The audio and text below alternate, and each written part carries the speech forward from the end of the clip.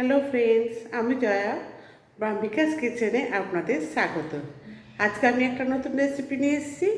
আপনারা দেখুন, আশা করছি ভালো লাগবে। ভালো লাগলে অতি অবশ্যই লাইক, শেয়ার, কমেন্টস করবেন। আর নতুন বন্ধু যদি আমার চ্যানেল থেকে থাকেন, তাহলে আমার চ্যানেলটাকে সাবস্ক্রাইব করে আমার পাশে থাকবেন। তাহলে চলুন, আর পুরনো বন্ধু আপনারা যেমন সাপোর্ট করেন সেভাবেই আমাকে সাপোর্ট করবেন। চলুন তাহলে রেসিপিটা দেখে নেওয়া যাক। এই রেসিপিটা বানানোর জন্য আমি এখানে নিচ্ছি ঘিমে শাক। এই ঘিমে শাক মানে আমি যেভাবে রান্না করব আপনারা সেইভাবে রান্না করবেন, এটা খেতে খুব ভালো হয়। আর এটা সুগারের পক্ষে খুব ভালো। আর এই শাকটা একটু তেতো লাগে খেতে, কিন্তু ভাতের সাথে খেতে ভীষণ ভালো লাগে। এই ঘিমে শাক আমি এক আটির মতো নিয়েছি, নিয়ে আমি খালি পাতাগুলোকে ছাড়িয়ে নিয়েছি, নিয়ে এভাবে দেখুন ছাড়িয়ে রেখেছি। এবার আমি একটা ছোট্ট আলু নিয়েছি, আলুগুলোকে ঠিক আলু ভাজার মতো আমি কেটে নিচ্ছি। যেভাবে ঠিক আলু ভাজা যেরকমভাবে কাটা হয় তার থেকে একটু মোটা কেটেছি। দেখুন ঠিক এইভাবে আমি কেটে নিচ্ছি।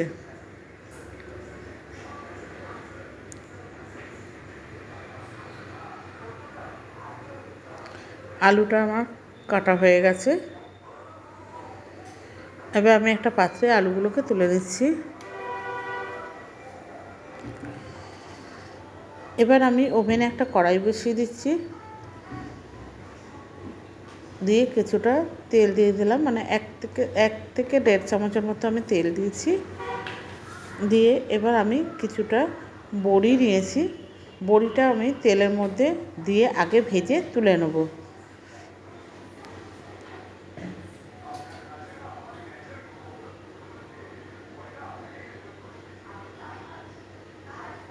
তেলটা গরম হয়ে গেছে, এবার আমি এখানে বড়িগুলো দিয়ে দেবো। দিয়ে বড়িগুলোকে একটু লাল করে ভেজে আমি তুলে নেব।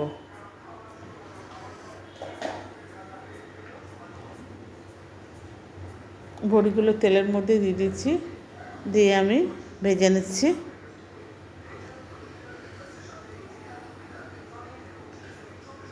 বন্ধুরা, আমি যেভাবে রান্না করছি আপনারা সেইভাবে রান্না করে দেখুন, ভীষণ খেতে ভালো লাগে।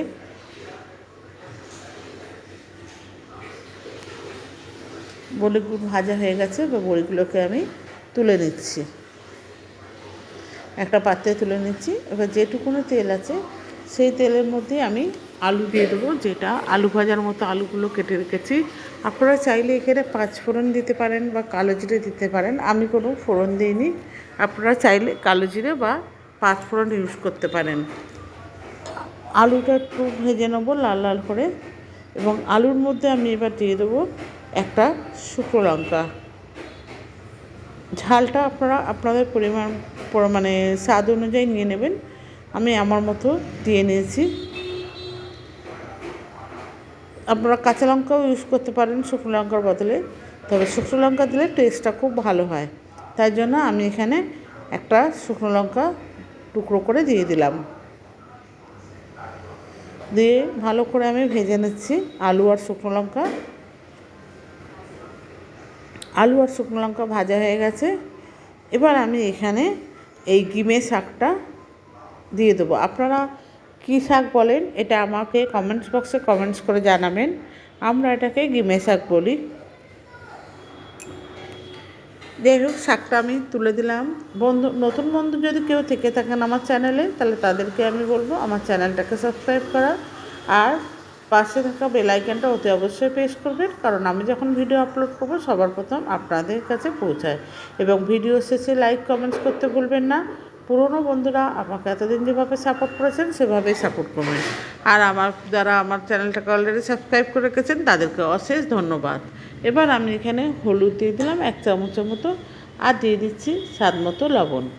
1/2 চামচের মতো আমি লবণ ইউজ করেছি। দিয়ে আমি সব কিছু ভালো করে মিশিয়ে যায় সেইভাবে মিশিয়ে নেব। আর হ্যাঁ, ফেসবুক পেজ থেকে যদি দেখে থাকেন আমার ভিডিওটা, তাহলে আমার ভিডিওটা মানে পেজটাকে ফলো করা অনুরোধ রইল। এইভাবে ভালো করে আমি নেড়ে চেড়ে ভাজবো। এবার আমি একটা ঢাকনা দিয়ে এখানে ঢেকে দেবো যাতে শাকটা বয়েল হয়ে যায়। দিয়ে 2-3 মিনিট পর আমি বড়িটা দেখুন ভাজা হয়ে গেছে। বা ঢাকনাটা খুলে আমি বড়িটা দিয়ে দেবো 2-3 মিনিট পর। দিয়ে ভালো করে আমি নেড়ে চেড়ে নেবো।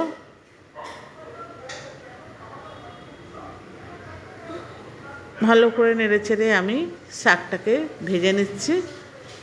নিয়ে আবার আমি ঢাকনা দিয়ে দিলাম।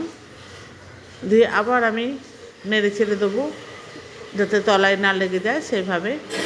দেখুন বন্ধুরা, আমার এই রেসিপিটা তৈরিও হয়ে গেছে, আর ভাজতে লাগবে না। আলুও সেদ্ধ হয়ে গেছে, বড়িও শাকের সাথে মিশে গেছে। এবার আমি এগুলো একটা পাত্রে ঢেলে নেবো। আমার রেসিপিটা এখানে তৈরি হয়ে গেছে। আমি একটা পাত্রে পরিবেশনের জন্য ঢেলে নেবো।